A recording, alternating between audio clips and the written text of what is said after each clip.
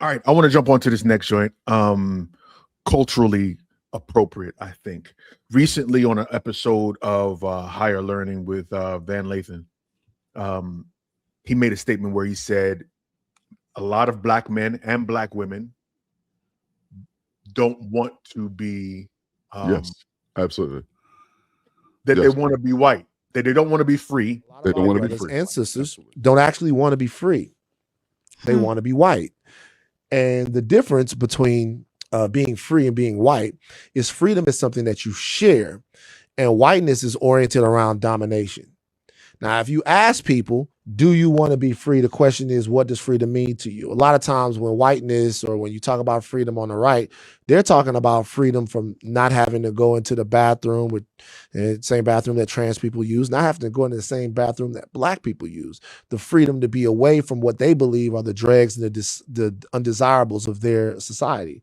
They want to have freedom to live exactly the life that they want to live without anybody else's perspective being considered. That's freedom to them. Now, if you've learned that version of freedom and what you want, you're a black man, a black woman, is the ability to dominate somebody, to be a shot caller, to call shots and do all of that stuff, you don't want to be free. You want to be white. Freedom is something that is shared. Freedom is something that's buoyed by the fact that I am not free unless you are free. You are not free unless I am free. I do things in promotion of your freedom. You do things in promotion of my freedom, and we are all free together. That is free. I think I wish I would have been able to have a conversation with Van Lathan a little bit more, because I don't think it's actually be white people. I think it's more along the lines to be able to have the privilege of whiteness, not necessarily white people. And I think there's a little bit of a distinction there that I think we can make. The whiteness, matter. the whiteness. That's one of the reasons why I had to. Yeah. So that would be so. You know, you get what I'm saying. Go ahead. Yeah. That would be where I would be like, nah, I don't think they want to be white people, my man. But what they want to be, the privilege and the power that comes with whiteness. Hold on, before you say that, Absolutely. what's the name? Before you say that, your boy Mark Lamont Hill has said the same thing too. I'm gonna put it real simple. I think too many black men want to be white men. And no, just listen to me. Just hear me out. Just hear me out. I'm not saying y'all, because y'all don't. I don't agree with that. But what I'm saying is, when they look at Donald Trump, the thing that they aspire to, they don't give a fuck about Donald Trump's policies. They don't know Donald Trump's policies. Hers either. Agreed. So they're not thinking about policy, but they love the way Donald Trump moves in the world. Think about how much Donald Trump got rapped about before he became a Republican and it wasn't cool to do anymore. Black people want to be rich like everybody else. Black people want to be famous and powerful like everybody else. And for most people, and especially black men right now, the image of that is a white man. Donald Trump is who we want to be, and that's why Donald Trump gets the votes from people even when it's against their own interests. That's what fucks me up. If you want to be Donald Trump because he helps you, fine. Vote for Kamala Harris if she helps you, fine. But that's not what they voting on. Yes. On Joe Budden's podcast, basically said almost the exact same And thing. I absolutely agree. And I wouldn't say that. What I would say is the majority of black folks in America don't want liberation or freedom. They just want to have the privilege of not being oppressed. I think that's a little bit more of a distinction there and gives a little bit more grace to my people. But I absolutely wholeheartedly agree with the sentiment behind both statements from both of those brilliant brothers. My thinking is a slight deviation, and Sure. like I said in the beginning, it's a nit to pick, but I think words matter, and we have to parse these things accordingly, right? It's hard in podcasting spaces, though. It's hard. Fair enough. You're right. You're right. I think that some of our brothers and sisters don't want to be white, but they do, like you said, the privilege. But I'm going to say they want access to the power that whiteness brings. Okay. They want access or connection to the power that whiteness brings. Sure. Right? They don't want to be white in its total sense because they still want to have access or connection to the community, especially when things go awry. Right? Agreed. You still want to say those things, but at the same time, you do want the access to the power that whiteness brings, whether that's the connection, whether that's money, whether that's the ability to pretend as though you are free when or the safety. The safety, I think, is the big the safety that comes along with I believe. Sure. Or the safety that comes along with it. Yes, the safety of whiteness. Do you believe that whiteness removes that connection or desire to be white actually removes them from wanting to be free or wanting others to be free. I think that I don't I think don't want to go at that extreme. But I because say for me personally, I don't think that it's a matter of not wanting others to be free. I believe that they've bought into the individualism that comes with whiteness as well in our society, because we've always been told that white people are judged on an individual basis which and is black people are judged collectively. So when Sure. you say you don't want others to be free, no, that's not the case. I just want the ease and the comfort that comes with the connection to whiteness. Not that I don't want anything for you. I just want it more so for myself above everything else. I You think get what it's I'm saying? probably the number one hindrance to us collectively fighting for liberation. The fear of not having the possibility of that access to whiteness. Because underneath capitalism, we think that money, aka whiteness, is going to provide a level of safety. So Mhm. the higher we climb up these mythical Social money ladders and so on. chains, social Yeah. ladders, that there's a level of safety. Now, is there a level of truth to that? Sure.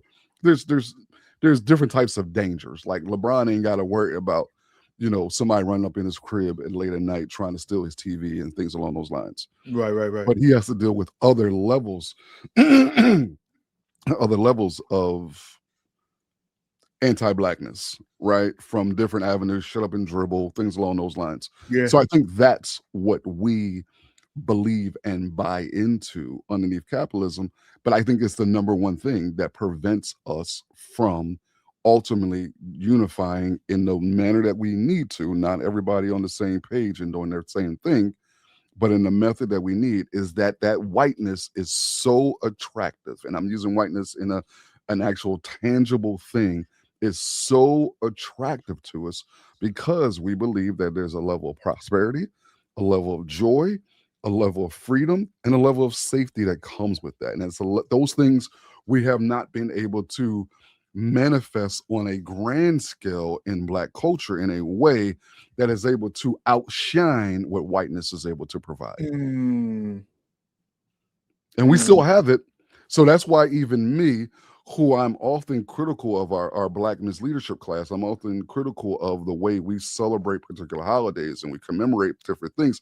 I'm learning to be less critical of those things because I understand that in our culture, we're looking for any opportunity to express joy freely and safety, but also find and cultivate hopes. So while I don't think that we should have been out there doing the jig on Juneteenth celebrating while we have all this chaos going on, I absolutely understand the desire and the reason for it, right? Because again, we are not able to operate in a place where we can freely express joy in such a way that is ultimately not held against us, or worse, we're not penalized for it. So when we get the opportunity to do it, it makes sense that we do it. Yeah. So I think honestly, man, like I'm giving this a little bit more thought. I don't think that the Stephen A. Smiths and the Candace Owenses and all of the name your person, Sure. those people of the world don't want freedom for Black people. I think that they have been taught by white culture, by the white power culture, I should say specifically, because those are the folks that pay them, that there are a certain group or certain type or certain number, if you want to be more specific, that should not get it, of Black people that deserve that liberation, sure, a certain deserve that type, freedom, sure, deserve I those think that's fair. benefits, Sure, deserve those sure. benefits. Those And who it's serve hard the to master the best will get there. exactly, in the and game, it's hard sure. it's hard to explain to someone who has bought into that white libertarian capitalist mythos, Sure. and the white nationalist, Christian nationalist talking points and all those other things, that no, it's not just the right ones that deserve the benefits, It's all but of them. It's the gay one, it's the trans one, it's the criminal one, it's all those. But here's where we lack and we're suffering at. Many of us only viewed Stephen A. and Candace as treacherous sellouts when they articulated a particular thing on their platforms. Mhm. It wasn't their actual behavior that they were already doing and already had sold us out on. We weren't able to recognize that, no, Stephen A. didn't start selling you out recently. He has been on the trajectory and He's been on it. climbing. He's been on it. He's And been so, on it. so we can't make that distinction. And I think that's why so many of us continue to fall for the grifting that is overwhelmingly taking place, particularly within organized space. I got Negroes who are still applauding Umar Johnson for this mythical school, like, because he drops a video every now and then, and he makes out of that 30 minutes, he got 30 seconds where he said something actual right, and y'all posting the whole damn clip. Like, come on, when we come on, let's do better. I dig it, bro. I dig it.